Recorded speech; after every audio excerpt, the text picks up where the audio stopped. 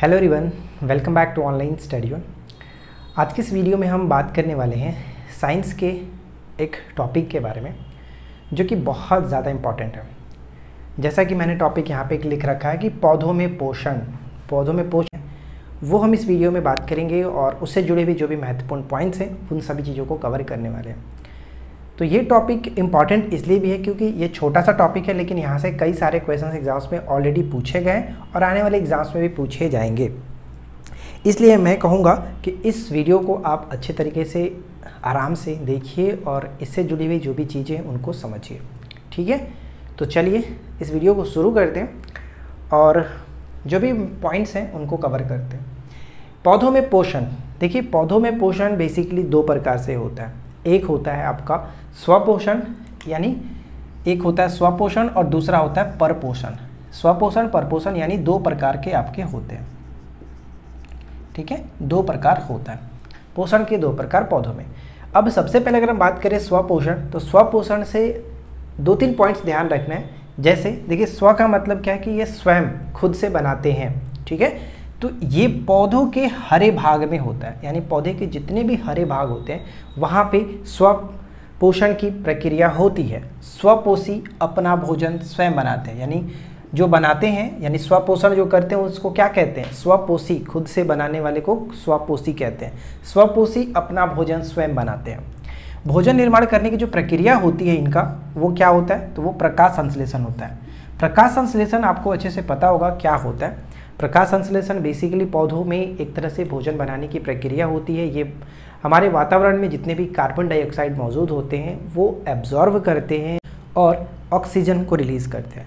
ये सब कहाँ पर होता है? तो ये पौधे के हरे भागों में होता है, जैसे कि आपने यहाँ पे देखा। ठीक है, पौधों के हरे भाग में होता है। अगर हम बेसिकली पत्तों के बारे में बात करें, जो कि पेड़ पौधे के जो पत्ते हैं, पत्तों पे आप देखोगे तो छोटा छोटा छिद्र बना होता है। अगर हम एक छोटा सा पत्ता ड्रॉ करें तो इस पत्ते पे आप देखेंगे, अगर माइक्रोस्कोप से देखेंगे तो अब समझ में आएगा, इस पर छोटा छोटा एक डॉट बना होता है और इस डॉट को हम लोग स्टोमेटा कहते हैं। स्टोमेटा, ठीक है, स्टोमेटा के द्वारा ही पौधे क्या करते हैं? कार्बन डाइऑक्साइड को ग्रहण करते हैं और ऑक्सीजन को रिलीज करते हैं। ये बहुत इंपॉर्टेंट चीज़ होता है, इसको ध्यान में रखिएगा। ठीक है, तो प्रकाश संश्लेषण में बेसिकली क्या होता है? देखिए कार्बन डाइऑक्साइड और जल है, यानी जल को ये लेते हैं, कार्बन डाइऑक्साइड और जल।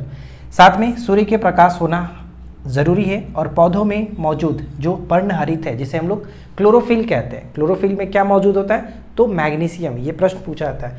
तो पर्णहरित ये सब मौजूद होता है और उसके बाद हमारा एक उत्पाद बनता है जिसे ग्लूकोज कहते हैं, C6H12O6, और ऑक्सीजन बाहर होता है, यानी कार्बन डाइऑक्साइड पौधे ग्रहण करते हैं और ऑक्सीजन को हमारे लिए छोड़ते हैं। तो ये चीज़ समझ में आ गया प्रकाश संश्लेषण क्या होता है। अब नोट यहाँ पे समझ लीजिए, जैसे कि हमने बात किया कि स्वपोषण हरे भाग में होता है, तो नोट में मैंने एक पॉइंट लिख रखा है कि हरे रंग की अनुपस्थिति में, जैसे कि अब ये तो नहीं कह सकते हैं कि जो पौधे हरे नहीं होते हैं वो भोजन नहीं बना सकते हैं, भोजन अपना निर्माण नहीं करते हैं या फिर प्रकाश संश्लेषण नहीं करते हैं। तो यहाँ पे समझिए ये चीज़ कि हरे रंग की अनुपस्थिति में पौधे जो भोजन का निर्माण जो है वो कैरोटीन तथा जेंथोफिल नामक पिगमेंट से करते हैं। तो ये चीज़ ध्यान में रखना है। ज़रूरी नहीं है कि जो पौधे हरे होते हैं वही भोजन का निर्माण करते हैं। हरे रंग की अनुपस्थिति में जो भोजन बनाते हैं वो आपका कैरोटीन और जेंथोफिल नामक पिगमेंट के द्वारा इनका निर्माण किया जाता है, पौधों का मतलब भोजन निर्माण किया जाता है, जिनके पौधे हरे नहीं होते हैं। समझ में आ गया। अब सेकेंड पॉइंट की अगर हम बात करें परपोषण, तो परपोषण को आप यहाँ पे समझ पाएंगे कि परपोषी पौधे, यानी परपोषी पौधे दूसरे पौधों के ऊपर परजीवी के रूप में, परजीवी मतलब पैरासाइट के रूप में क्या होता है कि ये दूसरे को अपना होस्ट बनाते हैं, उसके भरोसे यानी उसके सहारे पर ये चलते हैं। तो परजीवी के रूप में अपना भोजन निर्वाह करते हैं, दूसरों पर निर्भर रहते हैं। परपोषी पौधे दूसरे पौधों के ऊपर परजीवी के रूप में अपना भोजन निर्वाह करते हैं, जैसे जीवाणु हो गया, विषाणु हो गया, ये इसके उदाहरण हो जाते हैं। समझ में आ गया स्वपोषण और परपोषण क्या है और इनमें भोजन निर्माण की प्रक्रिया कैसे होती है।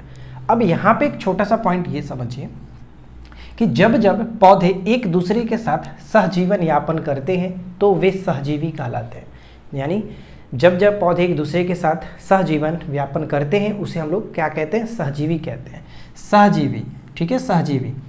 और सजीवी के रूप में हम जैसे कि शैवाल और आप लाइकेन के बारे में सुने होंगे, शैवाल और लाइकेन, जो कि इम्पॉर्टेंट है, हमेशा पूछा जाता है कि शैवाल और कवक का मिश्रण क्या कहलाता है, तो सहजीवी होते हैं। ठीक है, इसके उदाहरण के रूप में हम देख सकते हैं कि अमरबेल, आर्किड, ये एक तरह से हम कह सकते हैं कि सहजीवी के अंतर्गत ही आपके आ जाएंगे।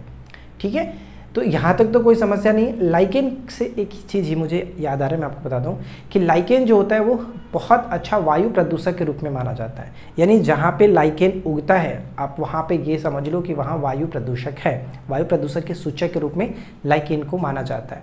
ये इंपॉर्टेंट है, क्वेश्चंस पूछा जाता है। अब देखिए छोटा सा पॉइंट आता है हमारा कीटभक्षी। ठीक है, कीटभक्षी पौधे, कीटभक्षी पौधे जो होते हैं वो, भक्षी का मतलब क्या होता है कि जो उसका सेवन करते हैं, यानी कीट का सेवन करने वाले कीटभक्षी पौधे कहते हैं। और कीटभक्षी पौधे, सबसे पहला प्रश्न ये आता है कि ये कहाँ पर उगते हैं। तो ध्यान रखना है कि कीटभक्षी पौधे हमेशा उस स्थान पर उगते हैं जहाँ पर नाइट्रोजन की कमी होती है। नाइट्रोजन की कमी वाले स्थानों पर ये उगते हैं। साथ ही साथ अगर बात करें कि नाइट्रोजन की जब पौधे में कमी होती है तो नाइट्रोजन की पूर्ति ये कहाँ से करते हैं, तो ध्यान दीजिएगा कि नाइट्रोजन की पूर्ति के लिए कीटों का भक्षण करते हैं। नाइट्रोजन की पूर्ति करने के लिए ये कीटों का भक्षण करते हैं, यानी कि ये एक तरह के मांसाहारी पौधे होते हैं। और ऑप्शंस में आपसे इसी तरह से पूछा था कि निम्नलिखित में से कौन सा मांसाहारी पौधा है या फिर कीटभक्षी पौधे हैं, तो ऑप्शंस आपको दिए जाते हैं और वहाँ पे हमेशा जो एग्जाम्स में ऑप्शंस रहेगा वो ही रहेगा, वीनस फ्लाई ट्रैप या फिर पिचर प्लांट। ये दो याद रखेंगे, काम चल जाएगा। वैसे बहुत सारे हैं, भारत में इसकी करीब 30 प्रजातियां देखने को मिलती है, यानी कि कीटभक्षी पौधे की करीब 30 जातियां देखने को मिलती है। और पूरे विश्व में देखा जाए तो 440 से भी ज़्यादा, यानी 400 से ज़्यादा, बस आप इतना याद रखो, 400 से ज़्यादा भी करीब इसकी प्रजातियां मिल जाती हैं। तो यहाँ तक तो आपको कोई दिक्कत नहीं होगा, सबको अच्छे से समझ में आया होगा। देखिए सबसे पहले आपसे ये पूछा जा सकता है कि पौधे अपने किसके माध्यम से पोषक तत्वों का अवशोषण करते हैं। कैसे, कहने का मतलब हुआ कि पौधे अपने निम्नलिखित में से किसके माध्यम से पौधों के पोषण तत्वों का अवशोषण करते हैं। तो पोषक तत्वों का अवशोषण जो होता है वो पौधों के जड़ों के द्वारा होता है। ये चीज़ ध्यान रखेंगे, जड़ों के द्वारा होता है। ये पूछा सकता है कि खनिज अनाज वाली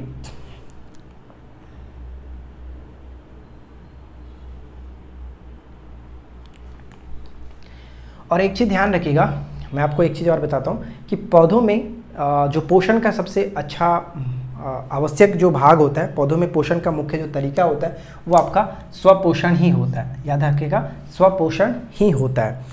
अब देखिए क्लोरोफिल के बारे में मैंने आपको बताया ना कि हरित, पर्णहरित जो होता है वो क्लोरोफिल होता है। और तो क्लोरोफिल में क्या होता है, तो क्लोरोफिल में अगर हम बात करें तो क्लोरोफिल में आपका होता है मैग्नीशियम। ठीक है, ध्यान रखिएगा, क्लोरोफिल में मैग्नीशियम होता है, इसको याद रखना है। एक तरह से मैं आपको और बता दूं कि प्रकाश संश्लेषण के लिए क्या क्या आवश्यक होता है। तो प्रकाश संश्लेषण के लिए जैसे प्रकाश ऊर्जा यानी सौर्य प्रकाश, कार्बन डाइऑक्साइड होना चाहिए, क्लोरोफिल होना चाहिए, और यहाँ पे हम कह सकते हैं कि जल होना चाहिए। ये सभी मिलकर रहेगा तब जा कर के हमारा ये प्रकाश संश्लेषण हो पाता है। ठीक है, और पूछा जाएगा कि कीटभक्षी पौधे कहाँ पर उगते हैं, तो ये आपको ध्यान रखना है कि नाइट्रोजन की कमी वाले स्थानों पर उगते हैं। और नाइट्रोजन की कमी को पूर्ति करने के लिए वो कीटभक्षी यानी कीटों का सेवन करते हैं। ठीक है, इसलिए उसको मांसाहारी पौधा कहा जाता है। और बाकी इसमें ज़्यादा कुछ है नहीं, एक छोटा सा टॉपिक था जहाँ से कई सारे प्रश्न बनते हैं, तो मैंने आपको करा दिया। उम्मीद है कि ये वीडियो आपको अच्छा लगा होगा। तो वीडियो कैसा लगा आप लोग नीचे कमेंट करके ज़रूर बताइएगा। वीडियो पसंद आया हो तो लाइक कैंसिल करिए। अगर आप लोगों की डिमांड रहेगी तो हम आगे और भी इस तरह की वीडियो आपके लिए लेकर आएंगे। तो फिलहाल इस वीडियो में इतना ही फ्रेंड्स, मिलते हैं नेक्स्ट क्लास में। Thanks for watching, keep learning, have a good day.